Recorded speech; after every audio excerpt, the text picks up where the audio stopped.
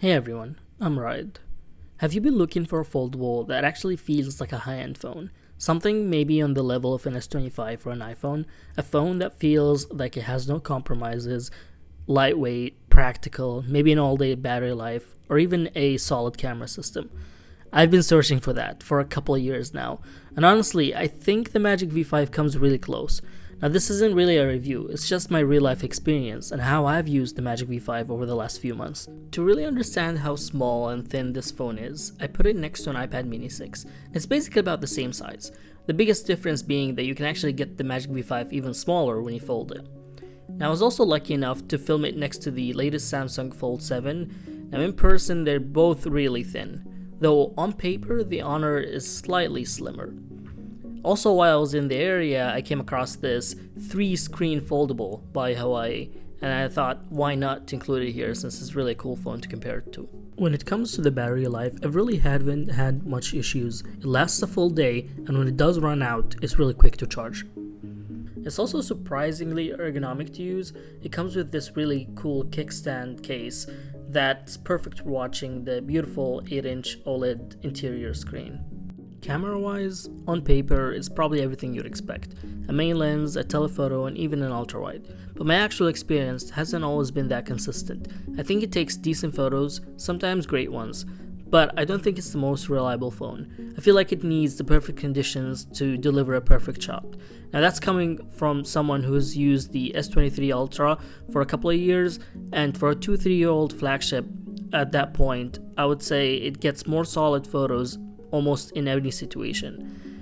And don't get me wrong, I think for most people the camera system is probably good, but is it the best flagship kind of camera photo quality that I expect? Probably not. Now, this might not really come as a surprise, but I think one of the best things about this phone is how flexible it is as a foldable. I really feel like I can do so much with it that I don't feel like there are a lot of compromises in that area. Now, one of the most popular things or popular workflows for me is really if I wanted to go to, for example, a restaurant and I also wanted to check its location, I can easily do that. I can have Chrome on one tab, and then I can have Google Maps on one side where I pull the location of the restaurant. And now let's say like your friend is waiting on you and you really need to send them the location of the restaurant. That's also super easy to do.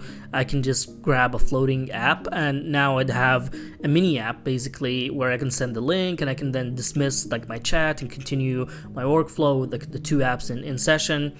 Now, another really cool thing that I think Samsung didn't have for a while, but they did eventually, is that I could even pull in a third app, right? I could pull in ChatGPT at this point, and I could start asking about location. So now you practically have Google Maps, Chrome, and ChatGPT all in the same workflow, and it's really cool because when you do that, you can easily resize or enlarge an app. So you still have the 3 apps on screen, but there's kind of like a sliding window mechanism where you can go back to the first app while all the apps are there, and then on top of that, you can still have your third app up there, where your floating apps. So basically, you can have a lot of mini floating apps that are hidden, and then 3 apps all at once.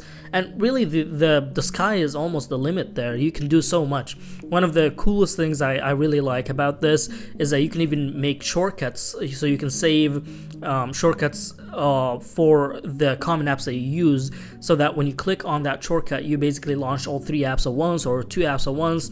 And there's really no compromise there. Like if you do have a daily workflow, you don't have to keep setting up the screen. You can just click on that and then just start using it. This phone isn't really just about work, right?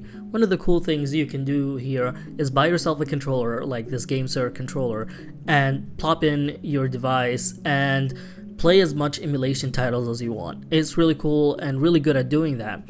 And even if you don't really care about emulation, you can play some of the newer games that are out there that have controller support.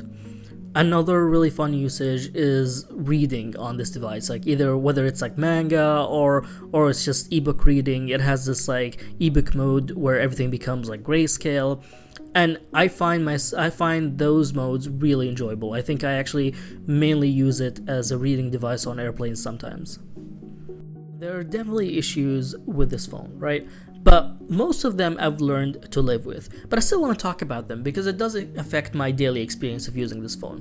One of the main things about this phone that I think I still don't like is that it's mainly not meant for the global market. Now, what I have is a global edition, and it can work with all the networks in the US and in Saudi Arabia, but the issues that I get are that, for example, you're not really getting priority updates. A lot of the bug fixes are not really coming to you. They're coming to other regions first, and then the global market is considered.